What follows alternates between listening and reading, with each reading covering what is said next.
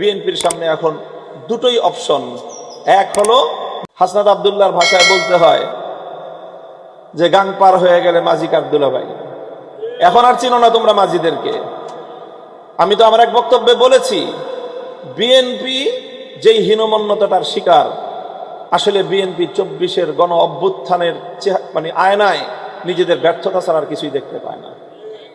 এই জনগণ, এই দেশের মানুষ ফ্যাসিবাদের জাতাকলে পিষ্ট হতে হতে তারা বিপ্লবের জন্য সম্পূর্ণ প্রস্তুত ছিল। তারা বিএনপির দিকে তাকিয়েছিল যে বিএনপি নেতৃত্ব এই জনগণকে বিপ্লবের জন্য নেতৃত্ব দিবে, কিন্তু বারবার জনগণ এই বিএনপির নেতৃত্বের কাছ থেকে তারা ভীরু কাপুরুষতা সুলভ আচরণ পেয়েছে। ঈদের পরে আন্দোলন হবে, ঈদের পরে আন্দোলন হবে, ঈদের পরে আন্দোলন হবে। বাংলাদেশে আর 15 বছরে বাংলাদেশের আকাশে ঈদের চাঁদ উঠে নাই, আর বিএনপির আন্দোলনও আসে নাই। শেষ পর্যন্ত আমাদের ছাত্ররা তারা বাধ্য হয়ে রাজপথে নেমেছে, তারা নেতৃত্বের দায়িত্ব নিজেদের কাঁধে তুলে নিয়েছে। বাংলাদেশের মানুষ তখন নতুন আস্থায় আবার রাজপথে নেমেছে। তখনই সেই বাংলাদেশের বিপ্লবের মহাকাব্য তৈরি হয়েছে। স্যার, একটারে গুলি করলে একটাই যায়, বাকিটি যায় না। বিএনপি নেতৃত্ব কি করেছে? 28শে অক্টোবর সর্বশেষ, 28শে অক্টোবর না নয়াপল্টনে যে সমাবেশ হলো 2023 সালে 28শে অক্টোবর না, 28শে অক্টোবর আমরা তখন জেলখানায় কারাগারে আমরা রোজা রেখে দোয়া করেছি। আগের দিন মনে করেছি আগামীকাল 28শে অক্টোবর একটা ভালো কিছু আমরা দেখব। এরপরে যখন আমরা মিডিয়াতে 28শে অক্টোবরে বিএনপির নয়াপল্টনের সামনে ভীরু কাপুরুষতার সর্বশেষ প্রদর্শনী যখন আমরা দেখলাম, তখন আমাদের হৃদয়টা ভেঙে চূর্ণ বিচূর্ণ হয়ে গিয়েছিল। আমরা তখন মনে করেছিলাম যে আমাদের মুক্তির সর্বশেষ সূর্যটা বুঝে অস্তমিত হয়ে গেল। এরপরে যখন আবার আমাদের ছাত্ররা, আমাদের এই সোনার সন্তানেরা যখন আবার তারা নেতৃত্বের ঝান্ডা তুলে নিল, নতুন করে আবার আমরা প্রেরণা পেলাম, স্বপ্ন দেখলাম। বিএনপি শুধুমাত্র 5ই আগস্ট 2024 সাল একদিনের জন্য, শুধুমাত্র জাস্ট একদিনের জন্য জুলাই বিপ্লবকে অন করেছে। সেদিনের বক্তব্য শুনেন রুহুল কবির রিজভী সাহেবের, সেদিনের বক্তব্য শুনেন বিএনপির অন্যান্য নেতাদের, আন্দালিব রহমান পার্থ সাহেবদের বক্তব্য 5ই আগস্ট শুনেন। এরপরে 6ই আগস্টের পর থেকে বিএনপি নেতৃবৃন্দের স্টেটমেন্টগুলো দেখেন। এরপরের দিন থেকেই তাদের বক্তব্য চেঞ্জ হয়ে গেছে, কারণ 5ই আগস্টের আকস্মিকতায় অভিভূত ছিল তারা।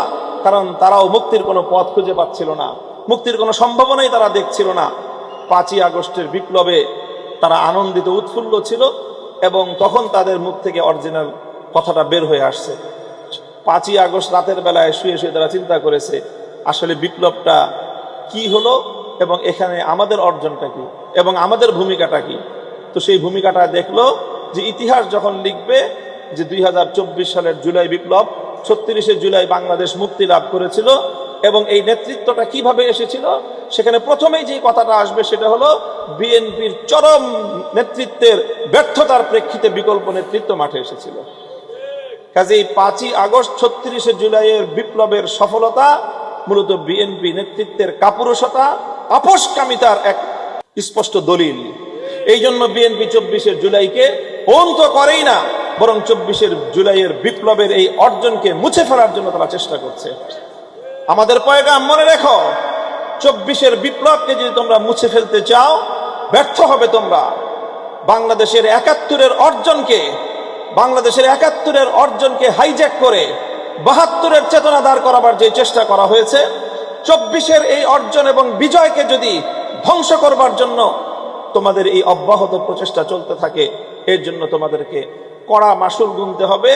বিএনপি মাঝখান থেকে তলিয়ে যাবে। বিকল্প শক্তি বাংলাদেশপন্থীদের নেতৃত্বের জন্য যেই দানা বাঁধা শুরু হয়েছে, এটা চলতেই থাকবে। বিএনপির সামনে এখন দুটোই অপশন। এক হলো নিজেরা ভ্যানিশ হয়ে যাওয়া, আর এক হলো জুলাই চেতনাকে ধারণ করা। মাঝখান দিয়ে ভিন্ন কোনো পথ নাই। আমাদের শুভকামনা থাকবে, সৎ পরামর্শ থাকবে, নিজেদের অস্তিত্ব বিলীন করার এই পথের বিপজ্জনক আত্মঘাতী পথে তোমরা হেঁটো না।